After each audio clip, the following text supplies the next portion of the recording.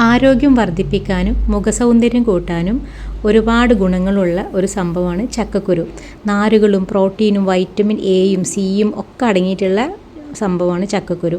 അപ്പോൾ നമുക്ക് ചക്കക്കുരു വെച്ചിട്ട് നല്ല കിടിലനായിട്ടുള്ളൊരു ലഡു ഉണ്ടാക്കാം.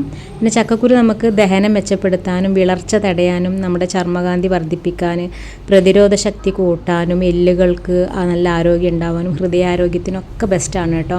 ഞാനിവിടെ കുറച്ച് ചക്കക്കുരു കൊണ്ട് ലഡു ഉണ്ടാക്കി ഇതുപോലെ പാത്രത്തിൽ അടച്ചു വെച്ചിട്ടുണ്ട്. നമുക്കിഷ്ടമുള്ളപ്പോൾ കുട്ടികൾക്ക് സ്നാക്കായിട്ട് കൊടുക്കാൻ പറ്റും.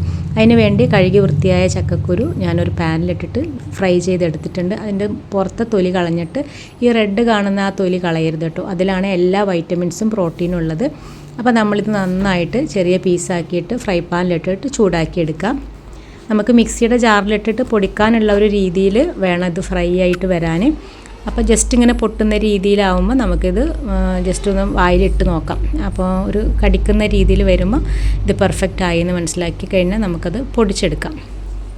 പിന്നെ ഇതിന് വേണ്ടിയിട്ട് ഞാൻ എടുത്തത് കരിപ്പട്ടിയാണ്. കരിപ്പട്ടി തന്നെ എടുക്കാൻ വേണ്ടി ട്രൈ ചെയ്യുക. അപ്പോൾ കരിപ്പട്ടി എനിക്ക് കുറച്ച് മാത്രം ഉള്ളത് കൊണ്ട് ഞാൻ 2 ശർക്കരയും കൂടി ഇതിൽ ആഡ് ചെയ്തിട്ടുണ്ട്.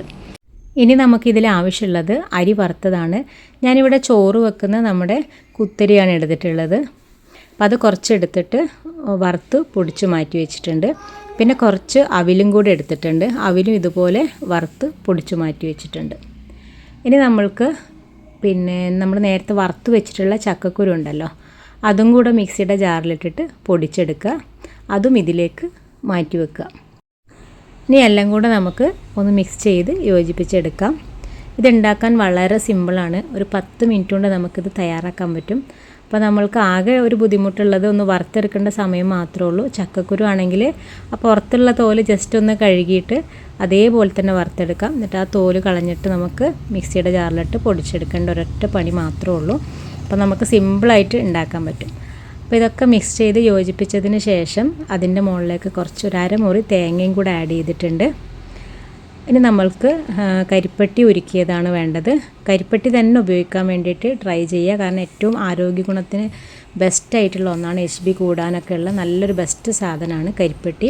ഇനി കരിപ്പട്ടി ഇല്ലെങ്കിൽ നിങ്ങൾക്ക് സാദാ ശർക്കര എടുക്കാം. ഞാനിവിടെ ഒരു 1/4 ഭാഗം കരിപ്പട്ടിയും അതിൽ മധുരം കുറവായതുകൊണ്ട് തന്നെ 2 പീസ് ശർക്കരയും എടുത്തിട്ടുണ്ട്.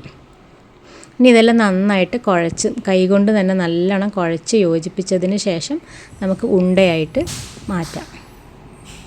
അപ്പോൾ നമുക്ക് ഇഷ്ടമുള്ള ഷേപ്പിൽ മാറ്റിയെടുക്കാം. നമുക്കിത് ലഡു ആണല്ലോ നമ്മൾ ഉദ്ദേശിക്കുന്നത്. അപ്പോൾ ആ ഒരു ലഡുവിൻ്റെ സൈസിൽ തന്നെ നമുക്ക് ഉരുട്ടി എടുത്തു വെക്കാം. അപ്പോൾ ഞാനിവിടെ ഉരുട്ടി ഇതുപോലെ ആക്കി വെച്ചിട്ടുണ്ട്. പിന്നെ നമുക്ക് ജസ്റ്റ് വേണമെങ്കിൽ കുറച്ചൊന്ന് കയ്യിൽ നെയ്യ് തടവി കൊടുത്തതിന് ശേഷം അങ്ങനെ ഉരുട്ടയാക്കിയിട്ട് എടുക്കാം. ഇല്ലെങ്കിൽ അത് ഒഴിവാക്കുകയും ചെയ്യാം.